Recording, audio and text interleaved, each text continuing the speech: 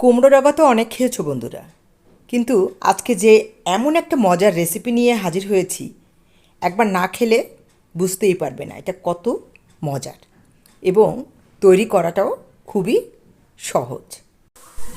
By the way, welcome back to my channel Lipi's daily entertainment. তাহলে বন্ধুরা, চটপট subscribe করে তৈরি হয়ে নাও কীভাবে রেসিপিটা করছি সেটা দেখার জন্য। প্রথমে আমি যে কড়াইতে রান্না করব সেখানে পরিমাণ মতো তেল দিয়ে দিচ্ছি। কুমড়োর শাকটা ভালো করে ধুয়ে নিয়েছি বন্ধুরা, একদম টাটকা লক কুমড়োর ডগা, একদম নিজেদের গাছের। আজকে যে নিরামিষটা রান্না করবো এটা একবার খাবে তো ভাববে যে বারবার যেন খাই, এরকম একটা ইচ্ছে হবে। দিয়ে দিচ্ছি তেজপাতা, গোটা জিরা, গোটা রাঁধুনি। এই গোটা রাঁধুনিটা দেওয়ার চেষ্টা করবে, তাহলে দেখবে একদম এত চমৎকার টেস্ট লাগে। আর দিব থেতো করা রসুন, 5-6 কোয়া রসুন দিয়ে দিয়েছি। মূলত রসুন দিয়ে আজকে রান্নাটা হবে, অসাধারণ লাগে খেতে বন্ধুরা। একটু রসুনটা ভাজা ভাজা করে নেবে। রসুন ভাজা হতে হতে এর সঙ্গে আমি আলুটাও দিয়ে দিচ্ছি, একবারে দুটোই ভাজা হয়ে যাবে। দুটোকে একসঙ্গে লাল লাল করে ভেজে নেব। দিয়ে দিচ্ছি লবণ, একটা লম্বা বেগুন এভাবে কেটে রেখেছিলাম, জলে ভিজিয়ে রেখেছিলাম। জলে ভিজিয়ে না রাখলে কিন্তু কালো হয়ে যাবে। জল থেকে তুলে নিয়েছি, দিয়ে দিলাম।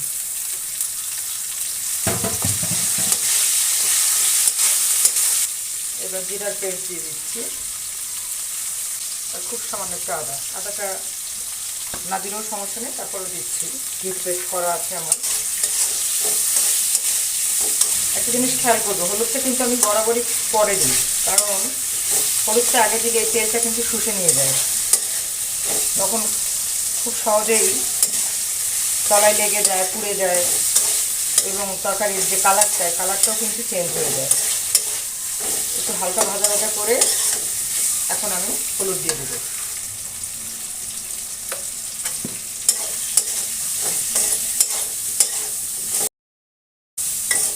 জালটা মিডিয়াম টু লো ফ্লেমে রেখে ভাজাভাজি সারছি আমি। এবার ধুয়ে রাখা শাকটা দিয়ে দেব। শাক দেখতে বেশি মনে হলেও রান্নার পরে দেখবে একদম চুপসে কম হয়ে গেছে। আর যেহেতু এটা শাকেরই নিরামিষ, তাই শাকের পরিমাণটাই অন্যান্য সবজির চাইতে একটু বেশি রাখতে হবে, তাহলেই একদম কুমড়ো শাকের টেস্টটা আস্বাদন করতে পারবে। উল্টে পাল্টে একটু উপর নিচ করে দিচ্ছি, জল দেব না, ঢেকে দিচ্ছি। শাক থেকে জল ছাড়বে, সেই জলেই রান্নাটা কমপ্লিট হবে। মাঝে দুবার আমি ঢাকনাটা খুলেছিলাম, খুলে নেড়ে দিয়েছিলাম। এবার একটু ধনিয়ার গুঁড়ো দিয়ে দিচ্ছি, দিয়ে দেবো সামান্য লঙ্কার গুঁড়ো, দুটো কাঁচা লঙ্কা চিড়ে দিয়ে দিচ্ছি।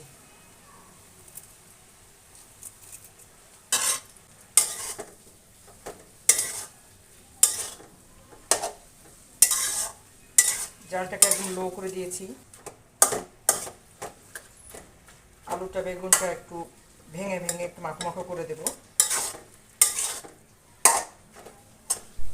বন্ধুরা, রান্না করতে তো সময় লাগবে ঠিকই, কিন্তু লাইক কমেন্ট শেয়ার করতে ভুলো না। তেজপাতাটা ফেলে দিচ্ছি।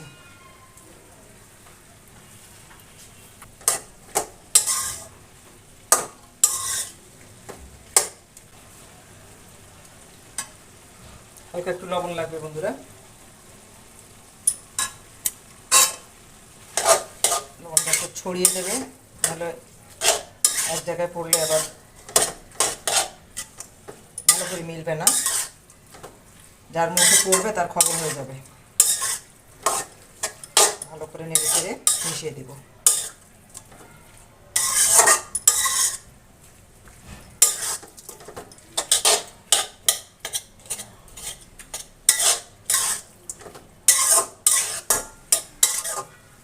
চুলোর জালটা কিন্তু বন্ধ করে দিয়েছি বন্ধুরা, এবার নামিয়ে নেব।